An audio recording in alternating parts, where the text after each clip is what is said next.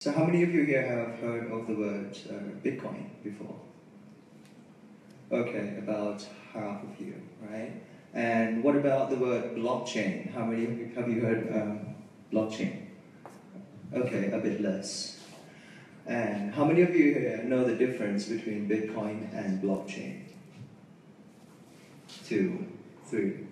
Okay, so I was told that this talk is going to be very basic, right? I'm not going into the technical details. And I've seen some familiar faces here. I've done my talk quite a few times already, and please apologize. It's going to be very similar. But then you can ask the technical questions after. And by the way, for the Q&A session, can you do it right after my talk? Because then I have to leave early. Because Mr. Don Tapscott is here in Bangkok, right? He's one of the leading blockchain enthusiasts, and he is speaking tomorrow. So you guys should attend. He is the author of the blockchain revolution, right? So I have to facilitate the event tomorrow. Anyways, so today for my talk, we're going to look at the Bitcoin from the other dimension, not from the normal dimension of the normal users that they read on the headlines, because press usually tell its stories. They pick up stories that they can sell the most papers on, right? We want a true representation of the real usage of the technology, the real potential, right? We're looking at the Bitcoin from the perspectives of the Silicon Valley entrepreneurs here, right? Of the leading VCs from the Silicon Valley today, right? And these guys usually push the production frontier to the next level, and right now they're doing this with the blockchain. And if you're interested in fintech, about more than half of the fintech would be run by the blockchain. The reason is because it is the second wave of the internet, right? The first wave of the internet allows us to transfer allows us to transfer information instantly, right? And the second wave of the internet, which is the blockchain, allows us to transfer any kind of value instantly for the first time. And this is very disruptive. And fintech is all about transferring value, right? So more than half of the fintech would be run on the blockchain. So this technology is very important if you want to be in fintech. So, do you know when the first cars came out? What do people say? When people were riding horses and the first car came out? They want faster horses. Yeah, people were mocking cars, right? They were mocking cars, random machines that is very loud, using some random thing called gasoline that is very expensive and very hard to find, right? And most importantly, it's a machine it's a technology that kills people. And this, the story was so bad that in 1896, the UK government came out with a new law called the Red Flag Act, right? And this law, right, pretty much forced anyone who wants to use a car to have at least 3 people, right? The first one is the driver who drives the car.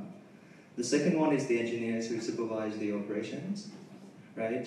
And the third guy is a guy with a red flag running 100 yards in front of the car and tell the people that the death machine is coming.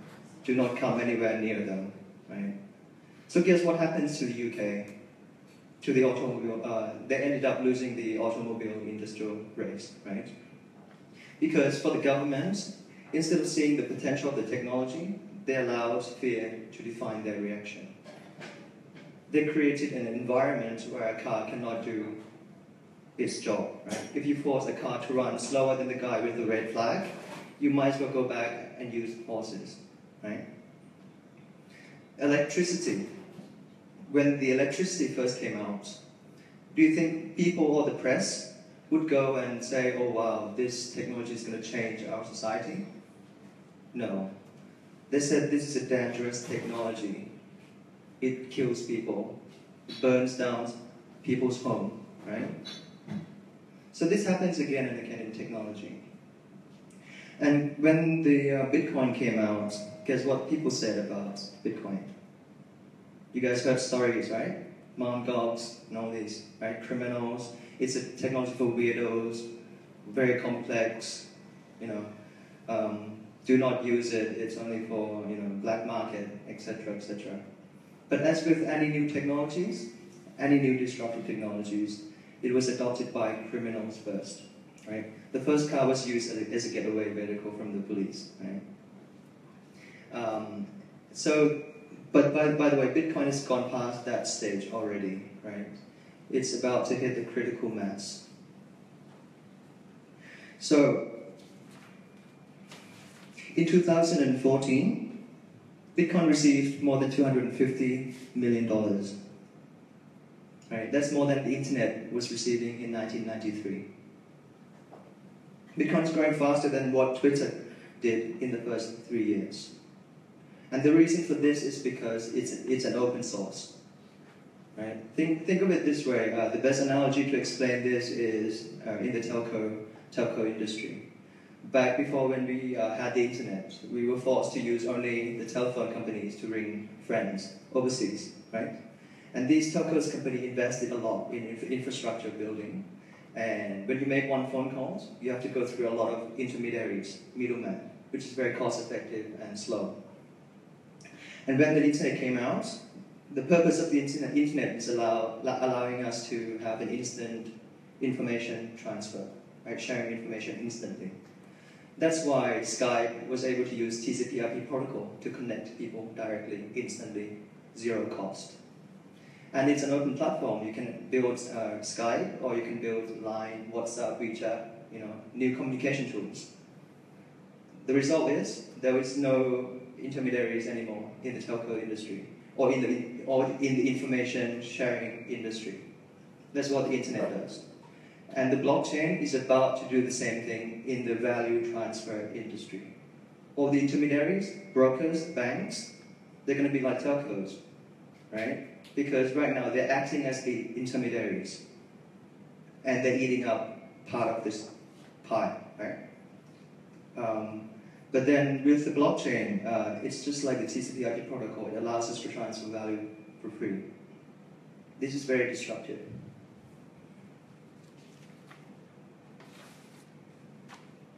So, let me explain quickly what's the difference between Bitcoin and blockchain, right? Bitcoin blockchain is one thing. Bitcoin blockchain is the infrastructure. Bitcoin is the token of the blockchain, right? One application. That's one blockchain. There's an alternative blockchain also called Ethereum, where it allows you to transfer value, or smart contract, right? You can add smart contract. This is going to disrupt every industry beyond finance. We call it value registry. In other words, right, you can have an insurance industry. It's a predetermined contract. Once the event takes place, right, it automatically executes based on the predetermined condition, and then automatically swap the transaction and settle the transaction. Do we need a middleman anymore in this industry? No, right? Inefficient, right? That's just one thing. So Bitcoin is the cryptocurrency, which is the token of the blockchain. But there are other blockchains also, which, you know, some of them has a token, some doesn't have a token. And there are three different types of blockchain. First one is the public blockchain, which is Bitcoin, right? Where everyone can participate to be the validator or the node or the miners, right? The one that keep the book consistent with other ledger keeper. And you need Bitcoin to incentivize this system for other people, because you cannot trust other people. But then there is another type of blockchain called the private blockchain, which is run by a trusted, selected node. So you don't really need to have a token to incentivize that, because you trusted every single validator in the system. But then there is another type called the consortium blockchain, where it's a combination. It is a combination of the public and the private blockchain, which is perfect to disrupt the capital market. Right? You can build private market in 2 days or 3 months with this technology. In other words, you can build a private market that is, you select your own validator or the miners, right, privately, and then you open part of it to the public to trade stocks, settlements, right? That's the consortium blockchain. So if we're going to look at the first one first, the cryptocurrency part, there are actually 4 different types, right?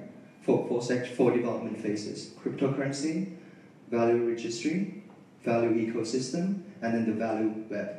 But the first one, for this talk, it's going to be very, very basic. I'm going to talk about the cryptocurrency first, right? So, which is Bitcoin, which is the most popular one. So why is Bitcoin so disruptive? Let me tell you based on my personal experience. About 3 or 4 years ago, before I founded Coins, I had to send some money to my sister in England. So I decided to, instead of using banks, might as well try out the new technology called the Bitcoin. And guess how long it took before my sister received the cash? 30 minutes. That's three confirmation, right? 30 minutes. But it's not just that, right? On that transaction, I also made an extra 5% profit. I was like, wow, this is the first time in history that I'm doing international transaction and I ended up with more money, right? I was like, wow. On that day, if I decided to go to banks, I would lose out 5% because I have to pay for 2 things: the transaction fees and the exchange rate, the hidden fee, right? Because they are intermediaries. Just like I was going to go and use the telephone company to ring my friends instead of using Skype, right? It's even worse if I decided to go to Western Union for that transaction. I would lose around 10% of my cash, and God knows how long my sister would receive the money, right? Weeks. So do you know that feeling when you're first exposed to cars? You're not going to go back and ride horses again, right? That feeling when you're exposed to emails, you're not going to go back and write letters to friends, right?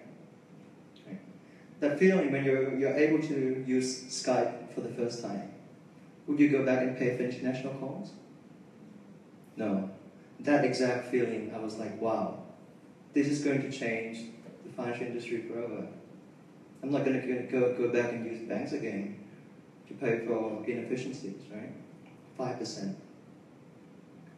So Bitcoin is very disruptive. Remittance. Cryptocurrency has a massive impact on remittance market, right? Every day, an immigrant worker somewhere, right, stands in the lines, waiting to cash out 50% of his paychecks and send this 50% of his paychecks back home to feed an extended family, right? $515 billion are being transferred every year from the first world to 5 major destinations: China, India, Philippines, Mexico, and Indonesia, right? And in some of these economies, remittance accounts for 30%, which is a big value. And sitting on top of that, there is one company called Western Union, taking a cut of 10 to 15% on every single one of those transactions out of the pockets of the poorest people in the world. Right? Imagine if one day that immigrant could figure out that he could do the same thing that I did to my sister, but not for 15%, not for 10%, not for 5%, but for 5 cents. What do you think is going to happen? Because he can do that right now. All he needs is a mobile phone that is connected to the internet to use the blockchain Bitcoin technology. For these guys, receiving $100 a month instead of $80 a month makes a big difference. I don't know what else has a greater impact to the world's poorest people right now, apart from this technology. Right? Another use case of the cryptocurrency is the micropayments. Right now, is it possible for us to transfer 10 baht, 20 baht to Africa? No. because the fees that the banks are charging are already much higher, right? Guess what, guys? With the Bitcoin technology, you allowed micropayment is feasible for the first time in the history of humanity. Right now with my company, you can transfer 10 baht to Africa in a matter of one single text message. You don't have to go to the bank, stand in the line, fill out all the form, and tell the receiver that, oh, by the way, you will lose 10% of your cash. Oh, by the way, you would have to wait a few weeks before you get your cash.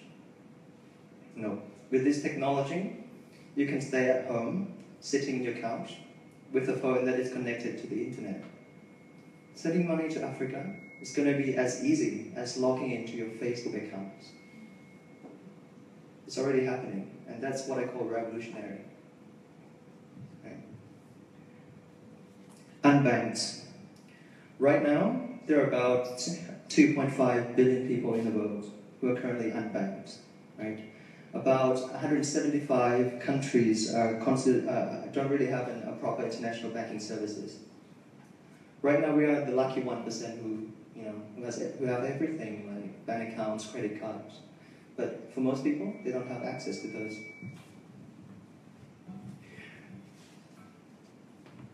How many of you here have heard of a company called M-Pesa? Okay. What about Apple Pay? Okay. Apple Pay is cool, but M-Pesa is way, way cooler. This company is, people in Kenya don't have access to proper international banking, financial services. This M-Pesa company turns a simple text messaging phone into a banking facility for the poor. Right? And this technology was deployed at the fastest rate in the human history. This one company alone accounts for 30% of Kenya's GDP right now. Just one company. Guess what, guys? M-Pesa embraced Bitcoin already. So what do you think is going to happen when 2.5 extra billion people in the world can now join the global payment system? This technology opens up an unprecedented new pool of labor force. Right? People in Kenya, people in Thailand, who don't have a bank account, can, for the first time in history, do contract work for companies in the West, for companies in the US, and they can get paid only with their mobile phone. Right? When 2.5 extra billion people in the world can enter the global workforce, think of the impact on the production front here. There'll be loads more goods and services available, right? The world will be a much better place.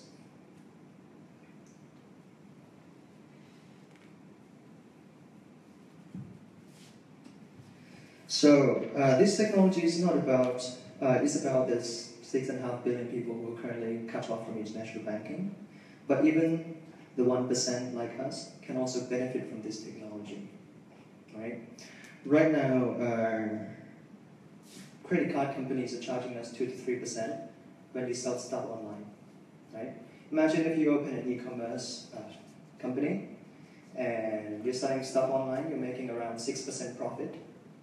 You're already giving away 3% of half of your profit to credit card companies just to move bits around the internet. The money is actually not moving anywhere, right? They're just intermediaries, just like in the telco industry. That money, giving away 3% to banks to move bits around the internet is like the worst possible choice. That money could be reinvested in your company. Not only just that, when you sell stuff online, apart from paying 3%, you also have to face the risk of credit card fraud and the chargeback risk, right? And another major issue for merchants is that they cannot accept international payments. So if you're wondering why some of your favorite products are not available in your country, the answer is often payments. Guess what, guys? With this technology, it solves all these problems. First, do we need to pay 3%? No, right? Because there's no one single entity eating up this system. Right? Second, There's no credit card fraud because you're not giving away your information when you transact. And third, there's no chargeback risk because payment in Bitcoins are not reversible. And lastly, there won't be any issues accepting international payments because we are already in the same global payment network. That's why big companies, right? By next year, actually 2017, $117 billion are on mobile payments. That's about 3% of global transactions. 3% of global transactions, that is a big value if you can save that debit loss in the system. That's why big companies like Wikipedia, Expedia, Dell, Overstock, Microsoft are already embraced Bitcoin. You can buy Tesla with Bitcoin right now, right? Mark Anderson, one of the smartest Silicon Valley investors, invested, just under, $50 million on this ecosystem. He invested in, Facebook, Instagram, etc., right? He invested in Bitcoin. Jirayut, the founder of Yahoo, Richard Branson, the Virgin Media guy, they invested a lot also in this technology. They're the ones pushing the world's technology frontier forward, and now they're doing exactly that with the blockchain technology.